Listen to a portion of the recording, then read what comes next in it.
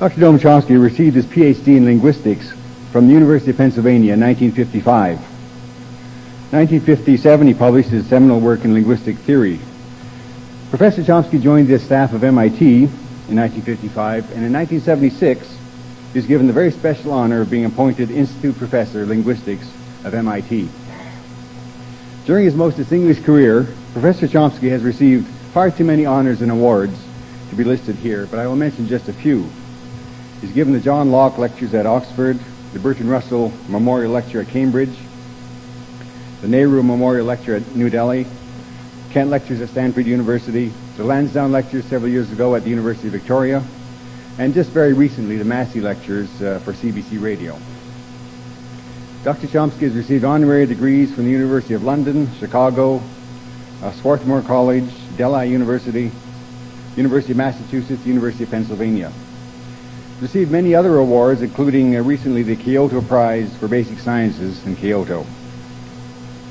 Professor Chomsky is the author of many books and articles in linguistics, philosophy, intellectual history, and contemporary issues, the most recent of which is called Manufacturing Consent, co-authored with Edward Herman.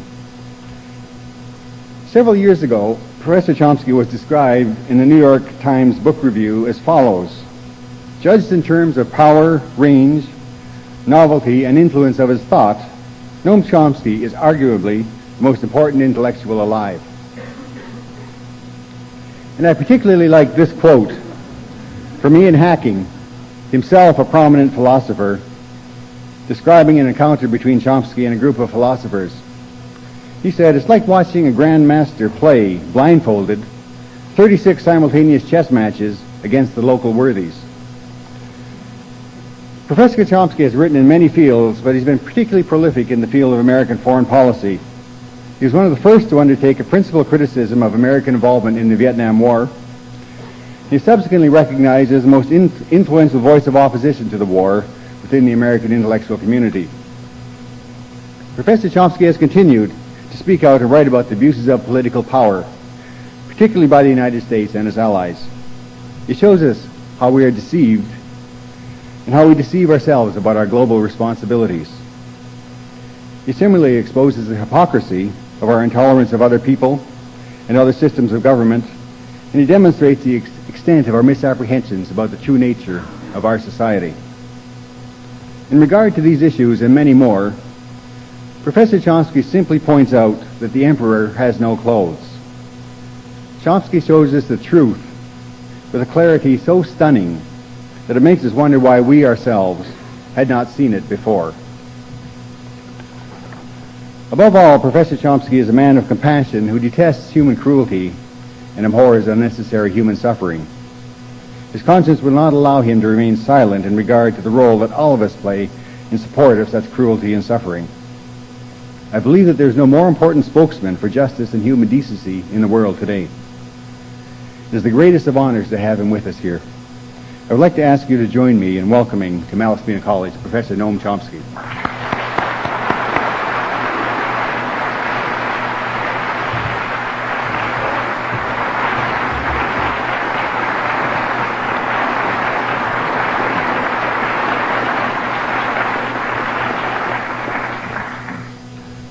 I gather there are some people out behind that blackness there, but if I don't look you in the eye, it's because I don't see you. All I see is the blackness. Perhaps I ought to begin by reporting something that's never read. The line that Dr. Balzow read about the arguably the most important intellectual in the world and so on comes from a publisher's blurb, and you also always got to watch those things, because if you go back to the original, you'll find that sentence is actually there. This is in the New York Times, but the next sentence is, since that's the case, how can he write such terrible things about American foreign policy? And they never quote that part. But in fact, if it wasn't for that second sentence, I would begin to think that I'm doing something wrong. And I'm not joking about that. It's true that the emperor doesn't have any clothes, but the emperor doesn't like to be told it. And the emperor's lapdogs, like the New York Times, are not going to enjoy the experience if you do. Anyhow, that was the second sentence. It wasn't read. Well, turning to the topic, what I want to do is to explore why the United States, why the title of this talk is accurate. I think it is accurate. The United States versus the Third World, and what the roots are of that antagonism. I think the antagonism is very profound, and I think it's going to continue. I think it's worth understanding. I could have given a title like Canada versus the Third World, and I think that would also be true, but less significant because Canada is just less powerful and less important. But the principle is not very different. The United States is the most powerful state in the world by far, so its antagonism to the Third World is the greatest by far. These interactions between the United States and what we now call the Third World go back to the origins of the Republic, which had broad imperial aspirations, including, incidentally, the rescue of Canada from the Papists and domination of all of Latin America. Now, that goes back to the 18th century. The World War II, however, was a major transition. It led to a substantial shift in the power relations in the world. During World War II, the industrial rivals of the United States were severely damaged or destroyed. The World War was extremely healthy for the U.S. economy, and industrial production more than tripled. Long before that, in fact, by the turn of the century, the United States had been the world's major industrial power, though it had been a secondary actor on the international scene, but now things were radically different. In fact, the United States emerged from the Second World War in a position with absolutely no historical parallel. The United States had literally 50% of the world's wealth. It had a position of security that, again, had no historical parallel. It had overwhelming military power and leadership elements, which basically means corporate elite and political top planners, usually drawn from the same circles. They understood all of this, and they were planning to keep things that way. During the war, there were elaborate plans laid. The United States is a very open society, and we have extensive records of the corporate and state managers as they designed a world order that would conform to the interests that they represented. Years later, a high-level corporate commission described the United States as the hegemonic power in a system of world order. And that's accurate. That's what they were planning to develop, and that's what they did develop. Now, the extensive documentary evidence that we have provides us with a great deal of insight into the nature of the world order that U.S. elites intended to create, and that to a large extent they did create, and the basis for the deep conflict between the United States and Third World nationalism and Third World independence, which derives directly from these plans and their subsequent execution. During the war, during the Second World War, U.S. planners, I'm actually quoting from documentary record of the top-level State Department planners and the Council for Foreign Relations. Council for Foreign Relations is sort of the main corporate input, kind of liberal internationalist corporate input into the policy planning system. And they had joint, the State Department and the Council had extensive study groups during the Second World War to plan the future world. The planners developed the concept of what they called a grand area. A grand area was understood to be a region, I'm quoting, strategically necessary for world control. It was to be subordinated to the needs of the U.S. economy. That means to the people who dominate and run the U.S. economy. Now, in the early stages of the war, the early 40s, when it was thought that Germany might remain viable, Japan nobody ever took seriously, but it was assumed that Germany might maintain a German-run world. The grand area during this period was conceived as a U.S.-led non-German bloc. There was a sense that that's the way the war might stabilize. What would the U.S. non-German bloc be, that grand area? Well, it was to include the Western Hemisphere, the Far East, and the former British Empire, which was to be dismantled along with other regional systems and incorporated within the U.S.-run global system. That was the minimum. The maximum for the grand area was, of course, that it be the whole world. Now, by 1943, it was clear that Germany was not going to hold out, and the assumption was that the grand area ought to be extended to the entire world system. Well, regional systems of other powers, like the British Empire, crucially, were to be dismantled, but the United States, meanwhile, was expanding its own regional systems in Latin America and in the Pacific, and the principle underlying this was expressed by Abe Fortas, who's long been a top figure in government, way into the Johnson administration. The principle that when he explained why we had a right to do this, it was that these steps were justified as part of our obligation to the security of the world. What was good for us was good for the world. Now, British officials were naturally less than pleased. You go to the British colonial records, now declassified for that period, and you find that they were denouncing I'm quoting, the economic imperialism of American business interests, which is quite active under the cloak of a benevolent and avuncular internationalism and is attempting to elbow us out.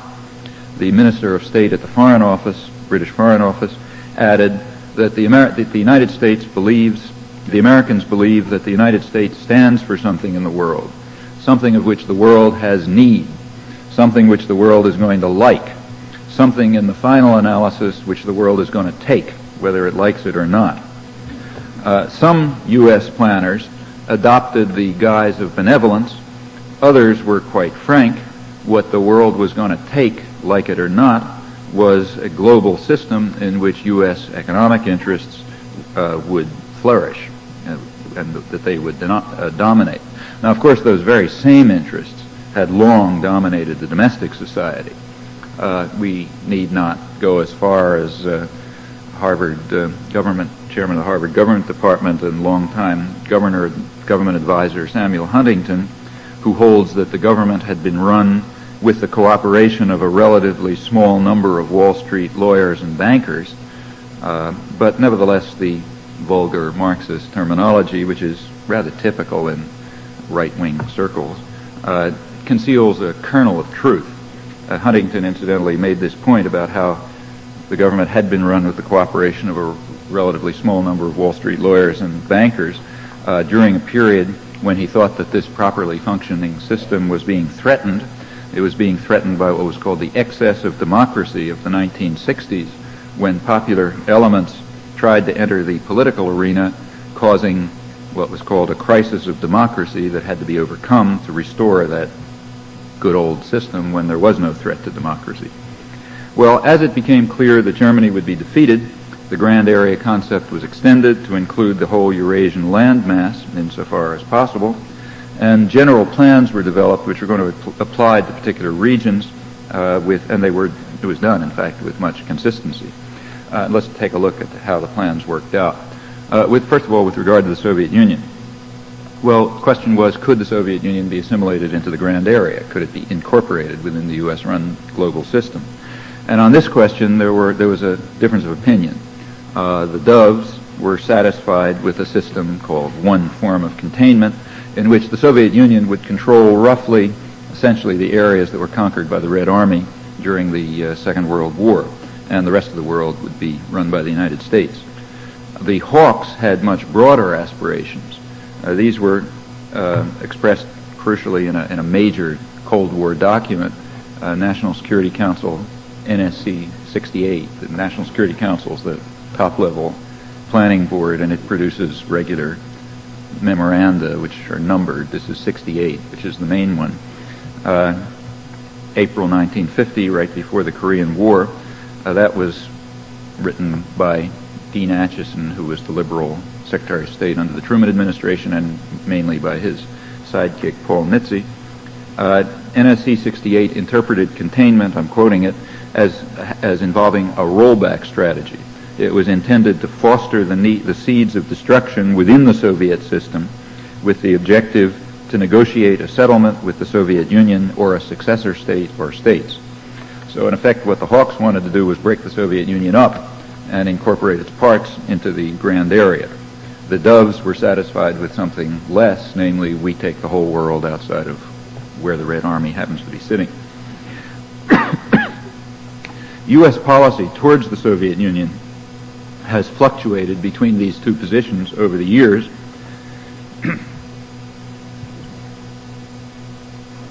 Doing a lot of talking in the last 3 days and getting hoarse.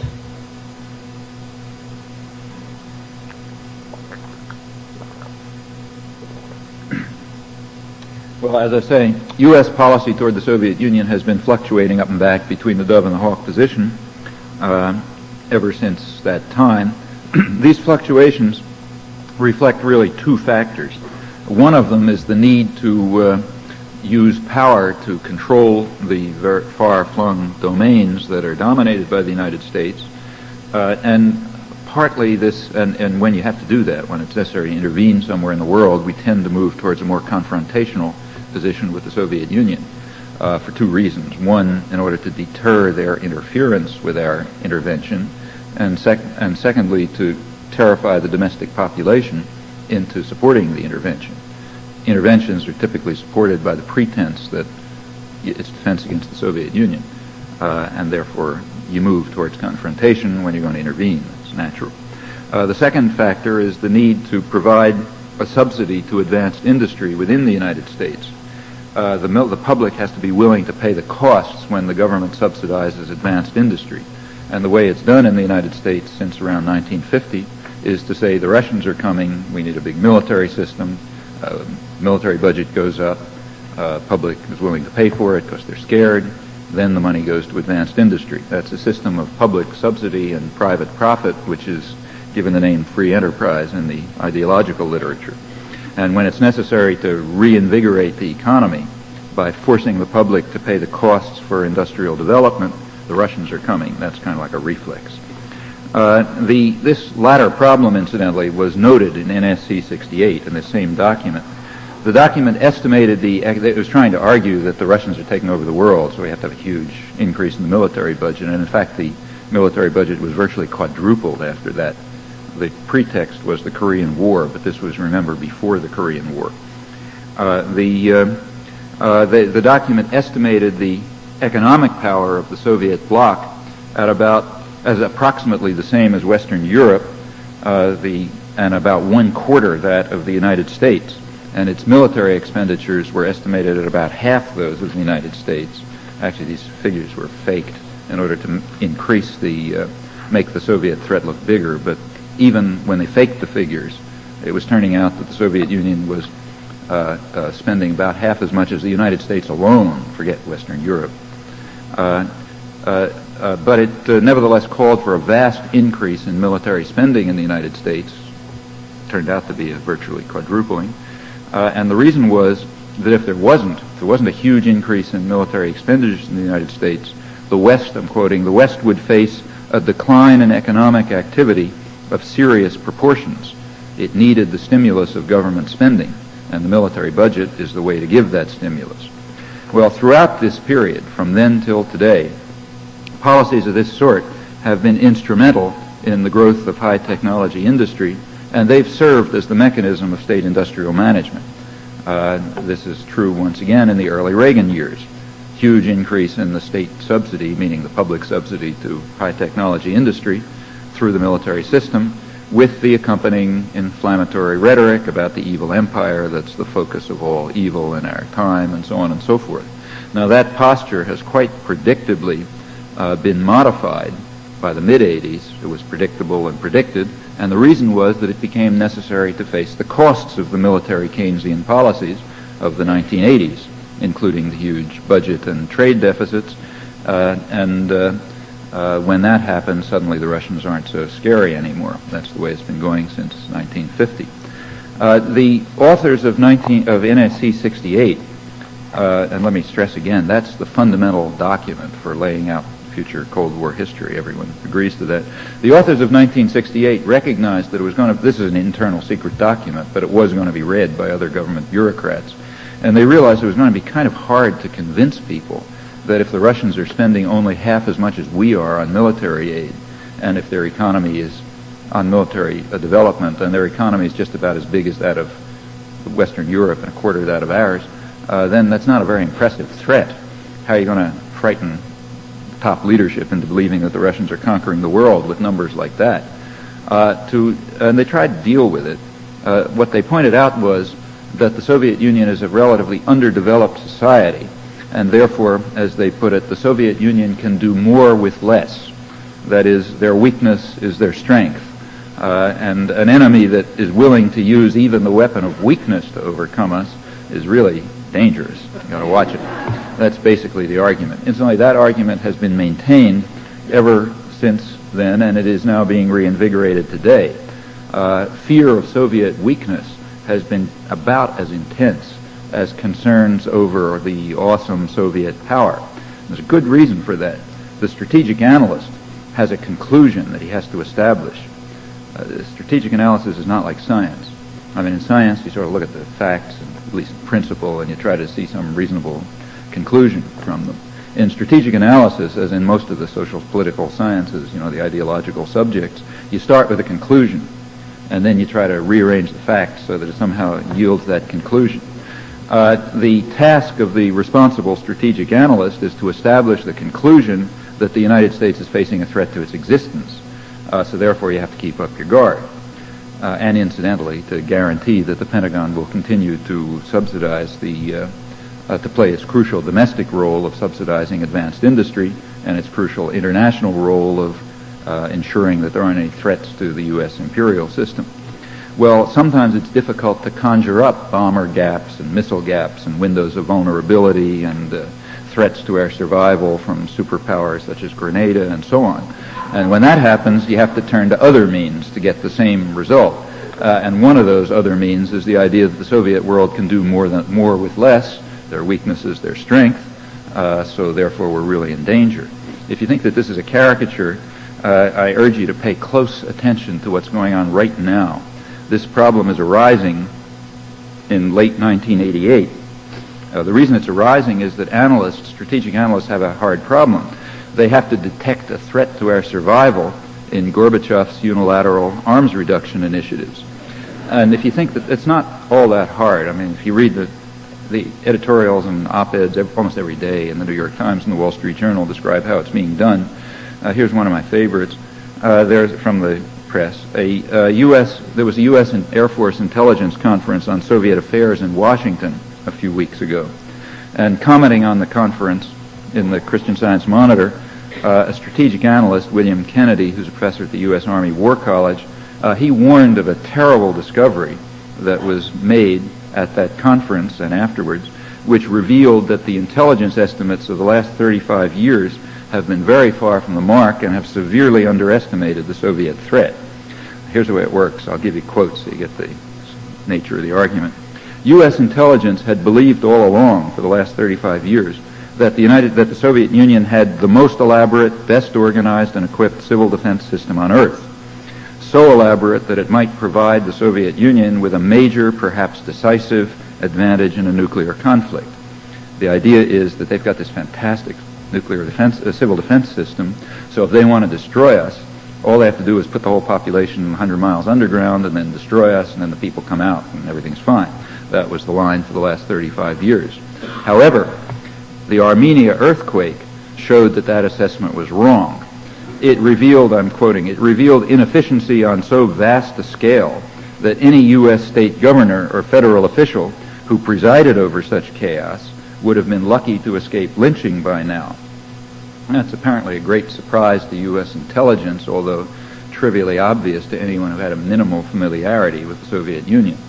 This discovery, Professor Kennedy continues, is staggering in its implications. And he describes a paper that was given at this intelligence conference, which was 6 weeks before the earthquake, and it had warned that internal Soviet mismanagement and re-emergent nationalism may be a greater threat to world peace than the threat of calculated Soviet aggression as it has been portrayed for the past 40 years. The danger is that a Soviet leadership that saw carefully laid plans going awry and the fires of nationalism spreading throughout the realm could panic into a desperate international venture. That's sometimes called the wounded bear theory. Now, the Armenia earthquake confirmed our worst fears. The Soviet Union has no civil defense capacity at all, hence no capacity for a first strike with relative impunity, as intelligence had been warning us for years. Now we're in real danger. The wounded bear may strike. And surely at this moment of grave national crisis, we should not succumb to absurd ideas about weakening our defensive capacities. That's just a contemporary variant of the weakness is their strength argument. Well, that's the Soviet Union. In order to, I should make it clear that the scope of this thinking about what's called military Keynesianism, using the military system to stimulate the economy, the scope of that was much broader. It was not just domestic. By the late 1940s, it was pretty obvious that the U.S. aid programs, the Marshall Plan and so on, were failing. They did not have the intended effect, and Congress was unwilling to provide more funds for the reconstruction of Europe, which was needed for U.S. corporations because they needed markets for their export production and they needed investment opportunities and so on. That led Atchison and Nitze and others, the top planners, it led them to replace international Keynesian stimulation of the world economy through aid with international military Keynesian stimulation of the world economy. The idea is that by military spending in the United States, we can stimulate the international economy. And in fact, that's essentially what was done. The business community understood this very well. By 1952, you can read, for example, in the magazine of Wall Street, that it is obvious that foreign economies, as well as our own, are now mainly dependent on the scope of continued arms spending in the country. And military spending, in fact, is what got the world going again after the Second World War and the destruction of the Second World War. Well, that was the domestic scene. What about the international scene? First part of post-war history was that it was necessary throughout the world to destroy the anti-fascist and anti-Nazi resistance and to restore traditional elites to power. The reason for that is that the anti-fascist resistance had various radical democratic ideas and were not going to accept business and elite dominance, and therefore they would not be, you couldn't assimilate them into this global order that the United States was trying to construct. The fascist collaborators, on the other hand, and the traditional elites were quite amenable to this system. They had to be restored to power. That was done in varying ways, sometimes with plenty of bloodshed, sometimes with softer measures like withholding desperately needed food and subverting elections and so on. But it was done. In fact, it was done throughout the world and very successfully. If there were something like a history, an honest history of the post-war world, the first chapter would be devoted to this topic. Now, the grand area was supposed to have a definite structure. The industrial countries were to be reconstituted with the traditional order restored to serve their role as markets for U.S. manufactured exports and opportunities for investments and so on. They were to be under the control, under the guidance of what were called their natural leaders, namely Germany and Japan, which had shown their prowess during the Second World War. But now, of course, inside the U.S.-dominated global system. Moves that had been made by the military occupation in Germany and Japan towards democratization aroused a lot of concern among Washington liberals and the business community, and they were reversed by the late 1940s. Firm steps were taken to weaken the labor movement, to ensure the dominance of the traditional business sectors, including the Nazi and fascist collaborators, all linked to U.S. corporations. Britain later was to undergo a similar process. It's right in the middle of it now, and the same is true of the United States itself. Well, that's the industrial powers. Now, it was understood that the industrial powers required a hinterland. They needed raw materials and markets. That's the third world. Going through it, Southeast Asia was, I'm quoting now from secret documents, now declassified, Southeast Asia was to fulfill its major function as a source of raw materials and a market for Japan and Western Europe. That's George Kennan's State Department planning staff in 1949. Now, that reasoning led directly to U.S. intervention in Indochina. At first, it was in support of French colonialism, and later alone. It was feared that an independent Vietnam might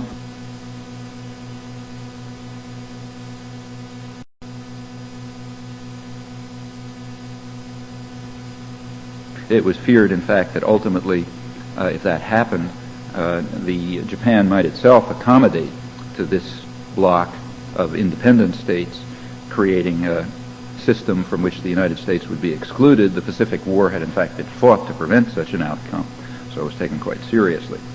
To overcome the threat that was posed by Vietnamese nationalism, it was necessary, if you have a virus, what you have to do is destroy the virus and inoculate the region. That makes sense. Prevent the disease from spreading. The disease, remember, being successful independent development geared to domestic needs instead of the broader needs of exploitation by the industrial powers. And that result was in fact achieved. Indochina was successfully destroyed, and it may not recover for many years or even centuries, so that destroyed the virus. And meanwhile, the United States supported brutal and murderous military dictatorships in the surrounding region.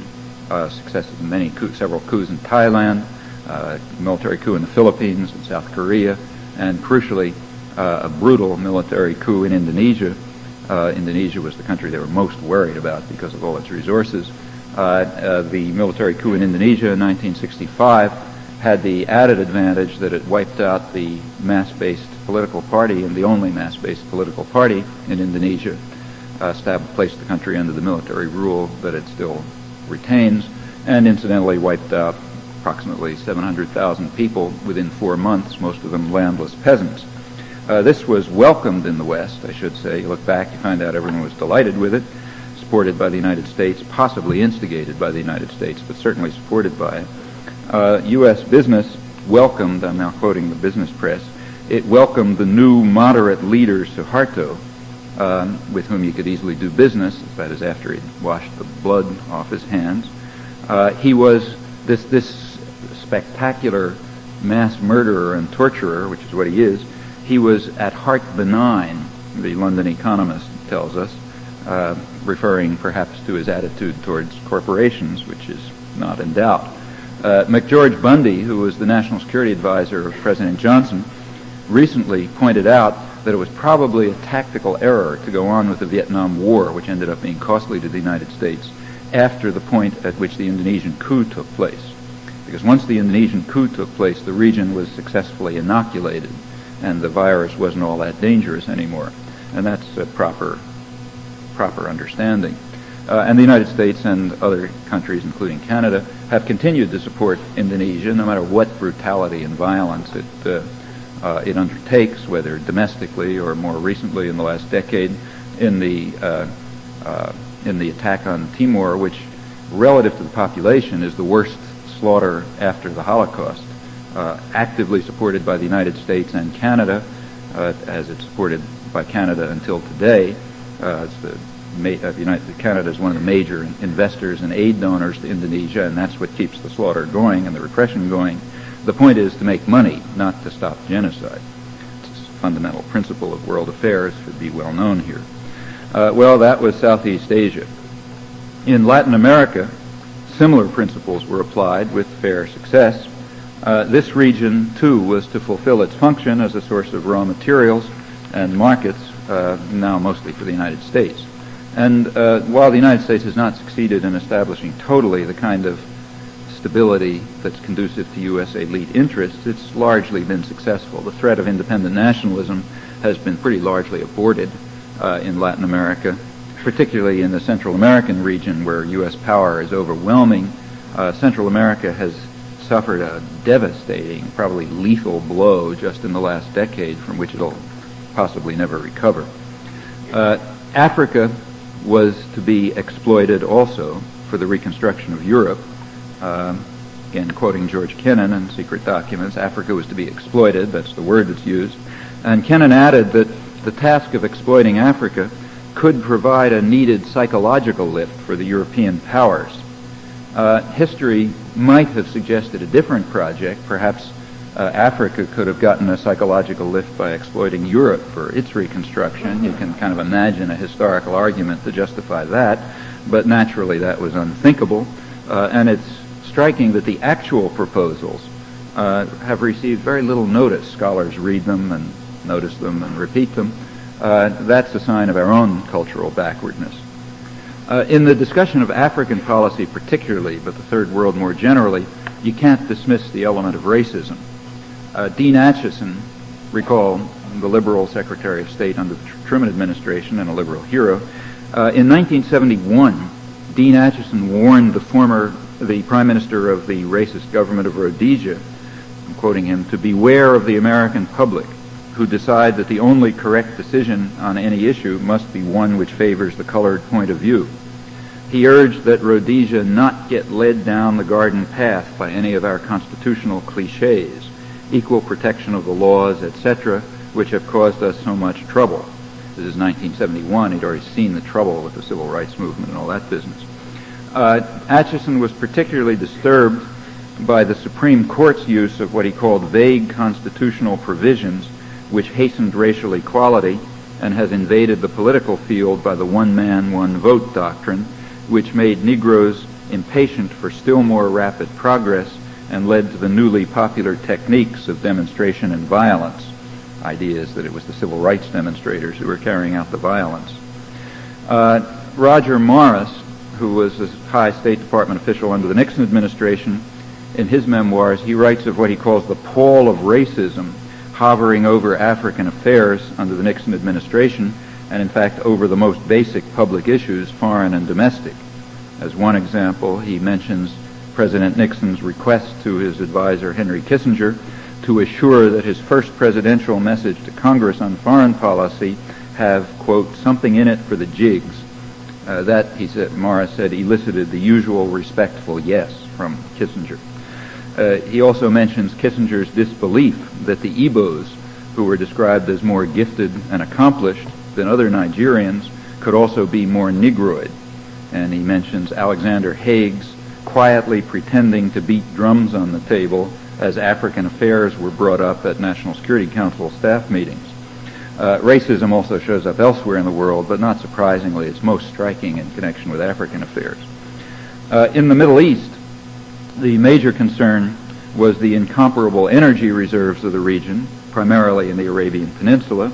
These were to be incorporated in the Grand Area under U.S. control. Now that required displacement of traditional French and British interests to preserve in U.S. hands what the State Department described as a stupendous source of strategic power and one of the greatest material prizes in world history.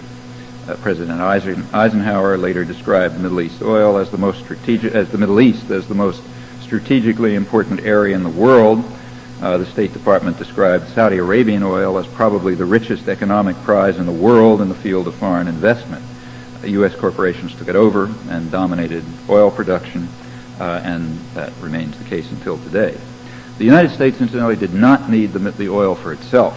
Rather, the problem was to control the world system, in particular to control Europe and Japan, which were heavily reliant on these supplies of energy, and you had to ensure that they remained docile clients.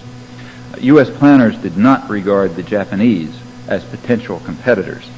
Nobody assumed that they would ever do any more than produce trinkets, as some of the planners pointed out. However, some of them, and again George Kennan, were farsighted enough to foresee that there might be problems long in the distance. Kennan observed in 1949, I'm quoting, that U.S. control over Japanese oil imports would help ensure veto power on what she does in the military and industrial field. In other words, if we control their energy supplies, we got a stranglehold in case they get too big for the britches, which was not anticipated, but who knows. And that advice was followed. As late as the mid-70s, Japan was controlling only about 10% of its own oil supplies. A leading policy imperative throughout this whole period, it's repeated in document after document, was to block indigenous nationalist regimes which respond to the pressures of their own population for improving low living standards and diversifying production. The problem is if they do that, they're not paying attention to the overriding priority, namely the needs of American corporations and other investors. The interventions over the years from the late 1940s up until today have almost invariably been directed against regimes which were regarded as failing this criterion. They were regarded as being nationalist regimes responsive to domestic needs, and therefore they had to be overthrown. The first such example and the model for later ones was in Greece in the late 1940s, and there the concern was that the rot of independent nationalism might infect the whole Middle East. Greece was regarded as an outpost of U.S. power protecting Middle East oil resources. A CIA study in 1947, one of its earliest, held that if the rebels in Greece were victorious, the United States would face the possible loss of the petroleum resources of the Middle East. Not that anybody else was going to conquer them, it's just that their own people might take them over. That's always the threat. They fabricated a Soviet threat in the usual manner, but nobody took it seriously. The real danger was indigenous nationalism and the feared demonstration effects elsewhere. In putting down the Greek insurgency, about 160,000 people were killed, another 60,000 were exiled, about another 60,000 were dispatched to prison camps where they were tortured and executed. The worker and peasant-based anti-Nazi resistance was destroyed, often in favor of Nazi collaborators. The labor movement was demolished, even mild socialists were purged, and the conservative old order was restored. In fact, Greece has yet to recover. Similar factors led to the CIA coup in 1953 that restored the Shah in Iran. That overthrew a conservative nationalist regime which was making moves towards taking over its own resources. And incidentally, that same operation displaced the British from their monopoly over Iranian oil production. Later, Nasser in Egypt became an enemy for similar reasons, and today Khomeini is perceived as posing another such threat in Iran. In the case of both Nasser and Khomeini, the prime concern has been that the virus of radical nationalism, meaning nationalist forces not under U.S. control, might spread to the major oil-producing regions of the Middle East, Saudi Arabia in particular. Now notice that Saudi Arabian elites are considered quite appropriate partners. They don't bother us. And the reason is they're regarded as guys from the Harvard Business School who happen to be wearing keffiyehs.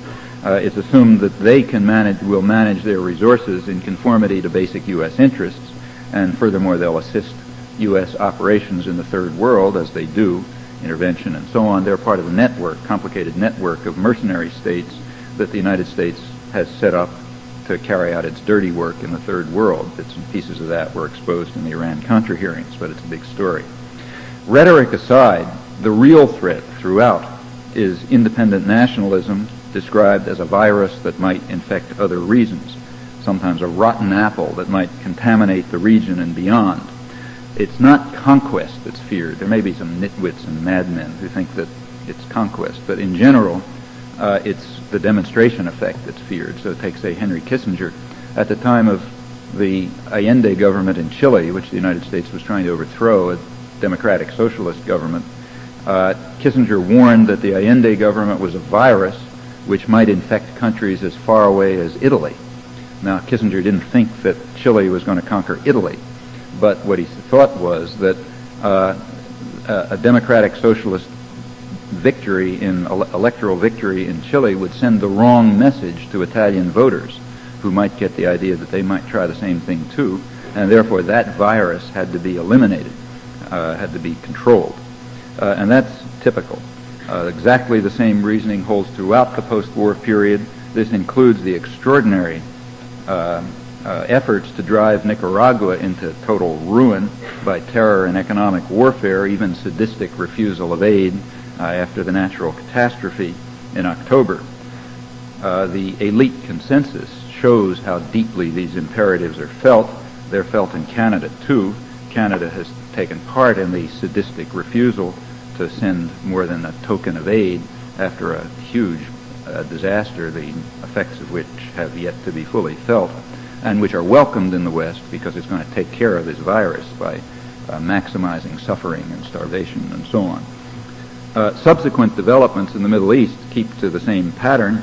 This includes the developing relations with Israel through the 60s and particularly the 70s as what is called a strategic asset and a mercenary state linked to South Africa and Taiwan and others in this whole international network that the United States has. That's the main reason for the U.S. rejection of what has been a broad international consensus in favor of a political settlement of the Arab-Israeli conflict, feasible for many years, always blocked by the United States, still blocked. Talk about that if you like. It's also the reason for the sale of U.S. arms to Iran in the early 1980s, to mention something crucial that was kind of censored out of the Iran-Contra hearings, but is well known. Starting in the early 1980s, the United States was sending arms to Iran via Israel, because that's the obvious, they had the closest contacts. And as high-level Israeli sources reported way back then in the early 80s, that was done in order to encourage a military coup that would restore the Israel-Iran-Saudi Arabia alliance on which U.S. policy had been based in the early 1970s. If you want to overthrow a civilian government, very commonly the way you do it is to send them arms. It sounds contradictory on the surface, but if you think about it, it isn't. What you do is you send them arms. That's the way you establish relations with elements in the military who'll overthrow the government for you. That's in fact what lay behind the Suharto coup in Indonesia in 1965. The United States had been attempting to overthrow the independent conservative government there, and the whole time it was sending arms to the military, who did their job finally, carried out the mass slaughter, imposed military rule, and so on. Same thing happened in Chile. We were trying to overthrow the Allende government. The United States was sending them arms throughout, and it finally worked with the Pinochet coup. And the same thing was tried, and the same thing worked in Brazil. There are many other cases, and that's apparently just what they were trying to do in Iran. That seems to be the real story of the Iran-Contra hearings, in my view. Well, with regard to the Third World generally, let me stress again that the basic principle was that the United States must bar nationalistic regimes that, I'm quoting now, that respond to demands from the masses of the population for improvement in their low living standards and for diversification of production for domestic needs. Those phrases are repeated in document after document at the highest level of planning.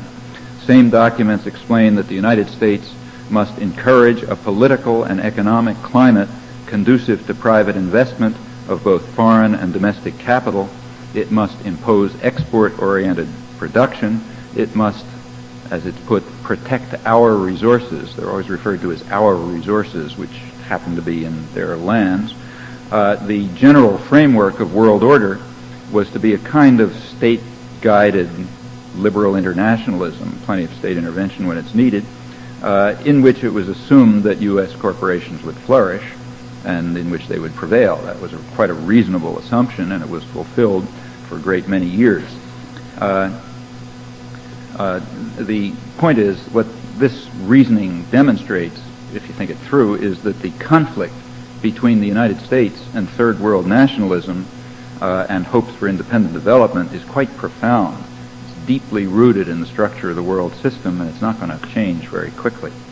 Now, that kind of conflict has many direct consequences. One of them is the repeated military coups. When the United States has to support a state like Indonesia, or Canada in this case, a brutal, murderous military regime, also carrying out aggression with mass murder, when the United States has to do that, it's for these reasons. It's not that the United States doesn't care about Timor. They couldn't care less whether it exists or not. What they care about is Indonesia. And if Indonesia wants to carry out mass slaughter there, that's fine for the United States and Canada, because we don't care. So they'll carry out mass slaughter. We just want them to be able to, we want to be able to exploit their resources. As long as that's okay, we'll back them in the slaughter.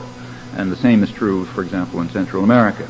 The death squad democracies, as we call them democracies, the terror states of Central America that have slaughtered maybe 150,000 people in the last 7 or 8 years, they're fine because they meet our conditions. They're not trying to carry out independent development responsive to the needs of their own population. On the contrary, they have adequate respect for the needs of U.S. investors, so they're quite okay. And the same is true throughout.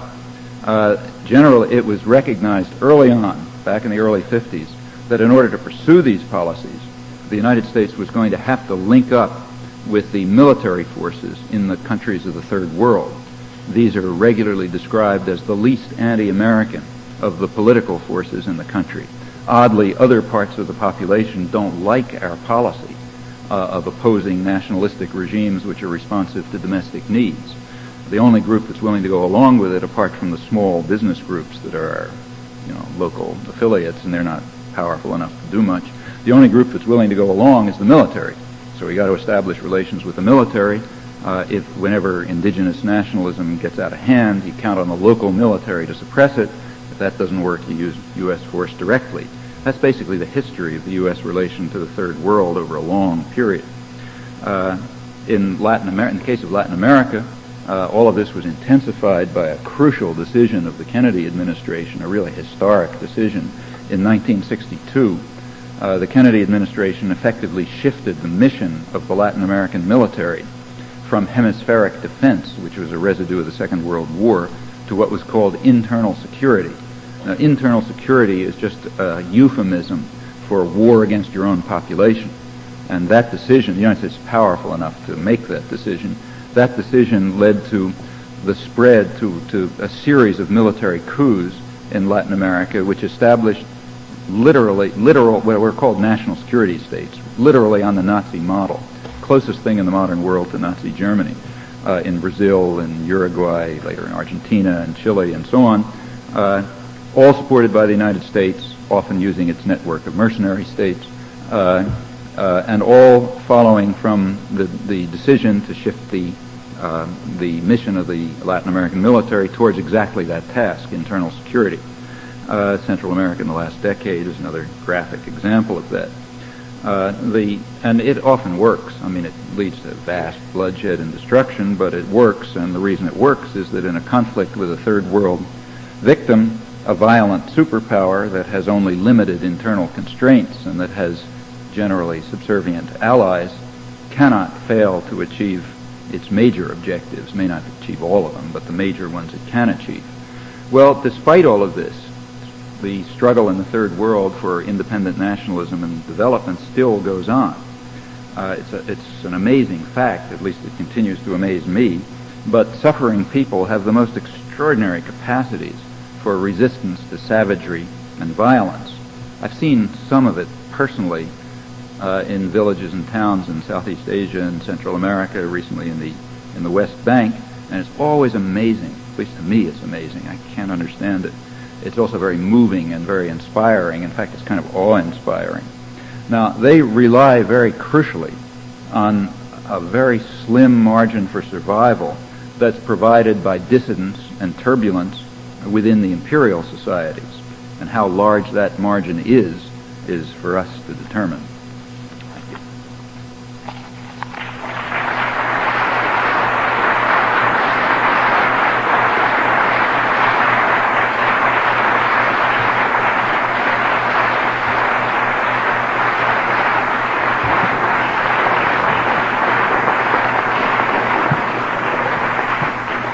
Professor Chomsky will take questions now until 2:25. There are two microphones in the audience, and if you'd like to line up at the microphones and alternate between the two for the questions. Is it possible for the lights to get a little brighter so I can see somebody out there? If it's not possible, forget it. But, oh, that's better. Okay.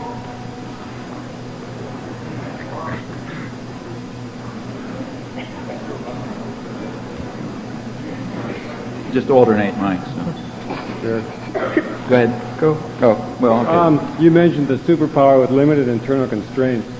Meaning America, I was wondering if you could explore what you mean by limited internal constraints, and then define some unlimited constraints and beyond even the notion of constraints. Thank you. Well, let's take, you mean about the United States. Actually, the same holds with Canada, but let me talk about the United States, which I know better. Right. Okay, so what can the United States, well, let's take a look at what has been done. So take the Vietnam War, say. What actually happened in the Vietnam War? The United States intervened first to support France to reconquer the colony. When France couldn't do it, we intervened directly. In the late 1950s, the United States established a typical Latin American-style terror state in South Vietnam. That terror state had killed about 70,000 people by 1960. That was before there was anything to do with communists or anything. The United States blocked the elections that were going to unify the country because it was just assumed that the wrong side was going to win. The United States subverted the only elections in the history of Laos, which took place in 1958 because the wrong side did win. By the early 1960s, the United States was intervening to block the possibility of political settlement that was sought on all sides. Even the Saigon generals were trying to get a political settlement. Everybody saw a horrendous war coming, and nobody wanted it except the United States. Nobody. All of this is very well documented by now. Why didn't we want to accept it? Well, because it was going to lead to successful independent development. We were afraid, and that had to be stopped. That's the virus. In 1962, the United States attacked South Vietnam directly. That's not the way it's described, but that's because we have intellectual, educated classes which are very impressively disciplined, and they're capable of not seeing what's before their eyes. But if you look at what was before your eyes, in 1962, John F. Kennedy sent the American Air Force to bomb South Vietnam and to carry out large-scale defoliation as part of a program that was intended to drive several million people into concentration camps called strategic hamlets, in which they would be, as we put it, protected from the guerrillas who we admitted they were willingly supporting. Now that's what we call aggression or an attack if some other country does it, and the same word applies here. So Kennedy administration attacked South Vietnam in '62. That was later expanded to a full-scale invasion and aggression against South Vietnam under the Johnson administration with a huge expeditionary force, expanded the war to all of Indochina with consequences that you ought to know. Maybe 4 million or more people dead, approximately 250,000 victims still today from large-scale U.S. chemical warfare, something which nobody talks about when we raise the question of possible use of chemical weapons by Libya in the future, and the destruction of the country and so on and so forth. Really lethal blow. Well, why didn't the United States go on? But it wasn't a total victory. Indochina remains independent, battered and demoralized, but independent. How come the United States didn't go on to do the whole job? Why didn't they use nuclear weapons and just wipe the place out? Now, they would have. Nothing to stop. It wasn't, some moral feeling or anything. They would have done it, except by the late 1960s, it was becoming difficult for internal reasons. A popular movement began to develop. Now, and the dynamics of what happened are kind of interesting. Popular dissidents began to develop around 1965, the movement of the 60s, the peace movement and demonstrations and resistance and all that kind of stuff. As a result, the Johnson administration was never able to declare a national mobilization. That's a very important fact. When a government declares a true national mobilization, it turns itself into a totalitarian state. It's very effective. That's really good for the economy. Fascist totalitarian states tend to work very well. The United States during the Second World War, I mentioned earlier, virtually quadrupled its industrial production. The reason is we became fascist. It was voluntary fascism. Everybody was willing to do it because they wanted to win the war. But the structure was almost completely totalitarian, and that works very efficiently. It's one of the reasons Japan is so efficient. Just as Nazi Germany was efficient, incidentally. And you couldn't do that in the 60s. The Johnson administration, the United States government, had to fight what they called a guns and butter war. They had to fight the war on deficit financing. And the reason was they were just afraid of their own population by that time. And they knew the population wasn't going to agree, so you have to kind of buy them off. Well, that led to economic problems, severe economic problems. The Vietnam War became very costly to the United States. On the other hand, because, big war, couldn't declare a national mobilization. You're fighting it on borrowed money. You get inflation and stagnation and so on and so forth. Meanwhile, the U.S.